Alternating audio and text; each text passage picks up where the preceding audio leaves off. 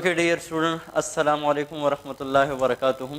This is Bilal Ahmad और आज जो है हम स्टार्ट करेंगे फर्स्ट ईयर का जो है सेकंड चैप्टर, वहाँ से हम स्टार्ट लेंगे इंशाल्लाह।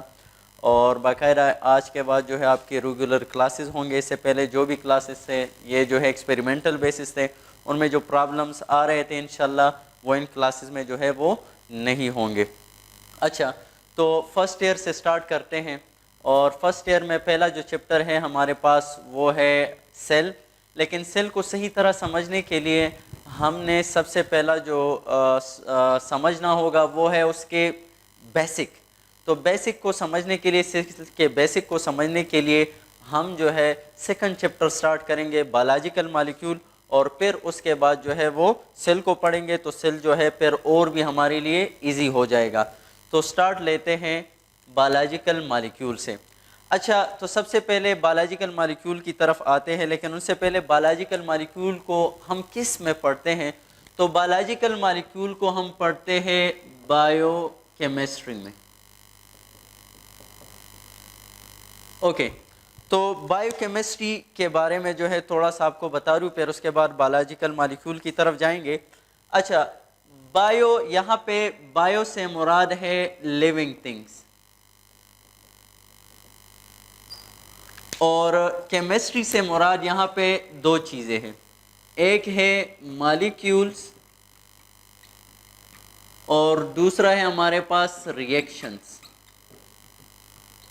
सो बायोकेमिस्ट्री, बायो से मुराद लिविंग थिंग और केमिस्ट्री से मुराद यहाँ पे मॉलिक्यूल एंड रिएक्शन। अब यहाँ पे ज़रा गौर करो तो आसान हो जाएगा कि व्हाट इज़ बायोकेमिस्ट्री। तो अब वो तमाम मॉलिक्यूल जो कि लिविंग थिंग्स के अंदर होते हैं, वो तमाम molecule which are found inside the living thing are called what? Biological molecule. उसको हम बायोलॉजिकल मॉलिक्यूल या बायो मॉलिक्यूल कहते हैं। while all those reactions which occur inside the living thing are called what? Biological reactions। उसको हम biological reactions कहते हैं। तो अब यहाँ पे देखो दोबारा, मैंने कहा बायोकेमिस्ट्री, बायो से मुराद लिविंग थिंग, केमिस्ट्री से मुराद मॉलिक्यूल एंड रिएक्शंस। अब वो तमाम मॉलिक्यूल जो कि लिविंग थिंग के अंदर होते हैं उसको हम कहते हैं बायोलॉजिकल मॉलिक्यूल, और वो तमाम रिएक्शंस जो कि लिविंग थिंग्स के अंदर होते हैं उसको हम कहते हैं बायोलॉजिकल रिएक्शन कहते हैं। तो biological molecule mean those molecule which are found inside living organism, while biological reaction means those reaction that occur inside living organism। अब सिंपली बायोकेमिस्ट्री को हम कैसे डिफाइन करेंगे? The study of biological molecule and biological reaction is called what? Biochemistry. Study of biological molecule and biological reaction, simply it is called what? Biochemistry. अब biological molecule की example, तो biological molecule जिस तरह के मैंने कहा कि all those molecules which are found inside living organism are called biological molecule. इसकी एग्जांपल हमारे पास क्या है? Lipid, proteins, carbohydrates etcetera. और इसी तरह जो है बायोलॉजिकल रिएक्शंस की एग्जांपल, तो बायोलॉजिकल रिएक्शन की example, first of all biological reaction, all those reaction which occur inside living organism are called biological reaction. और अब इसकी एग्जांपल हमारे पास फोटोसिंथेसिस, इसी तरह जो है respiration etcetera. So all those things, lipid, protein, carbohydrate, photosynthesis and respiration, we will study it in a biochemistry। तो अब स्टार्ट करेंगे बायोलॉजिकल मॉलिक्यूल और इसकी फर्दर एक्सप्लेनेशन। ओके,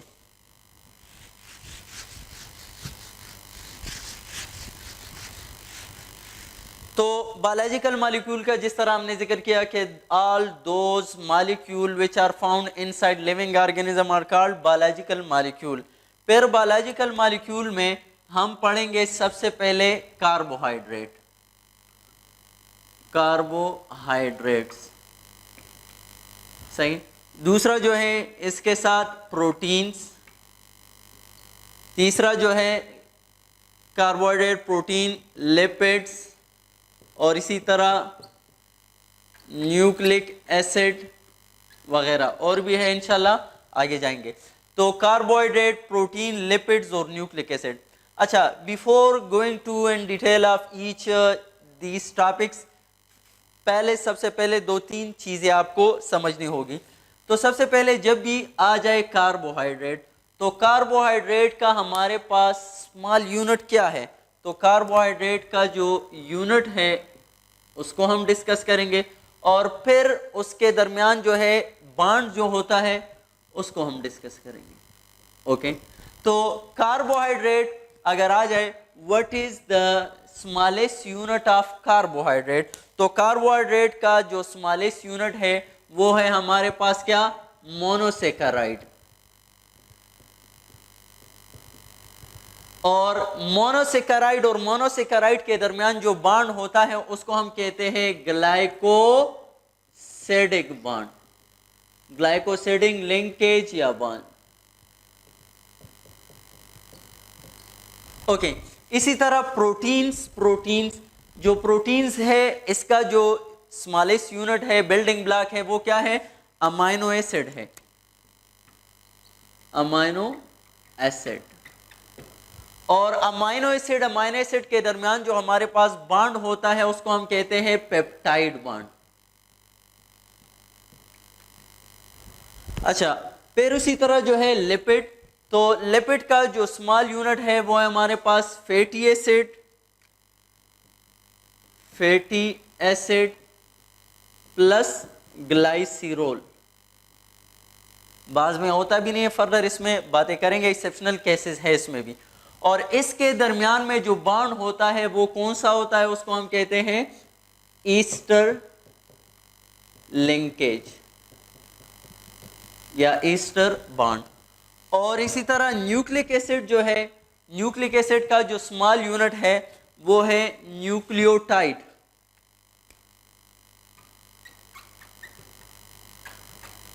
और इसके दरमियान में जो न्यूक्लियोटाइड के दरमियान में जो बॉन्ड है वो हमारे पास है फास्फोडाइस्टर बॉन्ड, फास्फोडाइस्टर बॉन्ड।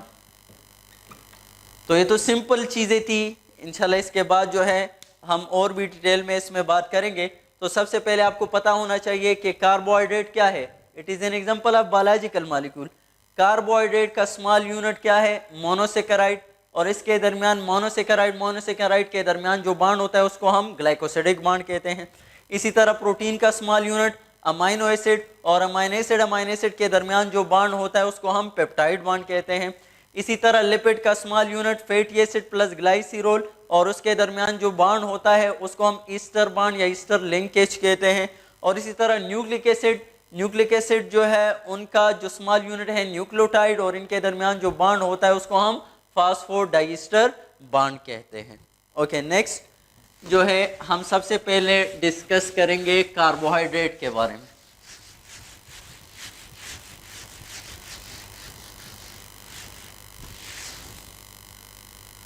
तो सबसे पहले हम बात करेंगे कार्बोहाइड्रेट्स के बारे में।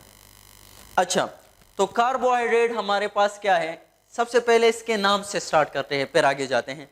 तो कार्बोहाइड्रेट, अगर कार्बोहाइड्रेट को देखो तो यहाँ पे एक है कार्बो, और कार्बो मीन कार्बन, और hydrate mean water. So generally carbohydrate mean hydrated carbon, hydrated carbon. और अगर मैं इसको यूं लिखूं सिंपली के this is what carbon and have water, तो it's mean this is what hydrated carbon. अच्छा, कार्बोहाइड्रेट को कार्बोहाइड्रेट क्यों कहा गया है, पहले इसको डिस्कस करेंगे। तो कार्बोहाइड्रेट को कार्बोहाइड्रेट क्यों कहते हैं? तो carbohydrate are organic molecule, carbohydrate are organic molecule which are made up of carbon, hydrogen and oxygen. Simple carbohydrate की डिफिनीशन पहले मैं कर देता हूं, लेकिन ये जो डिफिनीशन अभी मैं कर रहा हूं ये गलत है, फिर उसके बाद जो है सही डिफिनीशन हम करेंगे। तो सबसे पहले कार्बोहाइड्रेट है क्या? So carbohydrate are organic compound which are made up of carbon, hydrogen and oxygen। और दूसरी इसमें यह बात है कि the ratio of hydrogen and oxygen is same as in water and that is a 2:1। यानी हाइड्रोजन और ऑक्सीजन का जो रेशो है वो हमारे पास क्या है? 2:1 है। और 2:1 हमारे पास कहाँ पे होता है? वाटर में भी होता है। तो देयरफॉर हम इसको कहते हैं हाइड्रेटेड कार्बन, यानी कार्बन और कार्बन के साथ जो है हमारे पास क्या है? हाइड्रेटेड यानी वाटर है हमारे पास। अब यहाँ पे देखो किस तरह जैसे ये साबित होता है कि हाँ हाइड्रोजन और ऑक्सीजन का रेशो जो है तमाम कार्बोहाइड्रेट में हमारे पास 2:1 होगा। तो यहाँ पे अगर मैं देख लूँ ग्लूकोज को C6H12O6, तो इनका अगर देखा जाए तो यहाँ पे हमारे पास Ca आ जाएगा और ये CH2, इनका एम्पेरिकल जो फार्मूला आता है उन सब में हमारे पास हाइड्रोजन और ऑक्सीजन का रेशो अगर देखा जाए तो वो क्या होगा? 2:1 होगा। इसी तरह जो है दूसरा राइबोस को देख लो C5H10O5, तो यहाँ पे भी अगर देख लो इसका एम्पेरिकल फार्मूला तो ये हमारे पास क्या हो जाएगा? इससे भी हमारे पास आता है CH2O। तो मतलब तमाम जितने भी कार्बोहाइड्रेट हैं उनमें कार्बन, हाइड्रोजन और ऑक्सीजन होगा और हाइड्रोजन और ऑक्सीजन का जो रेशो होगा वो 2:1 होगा।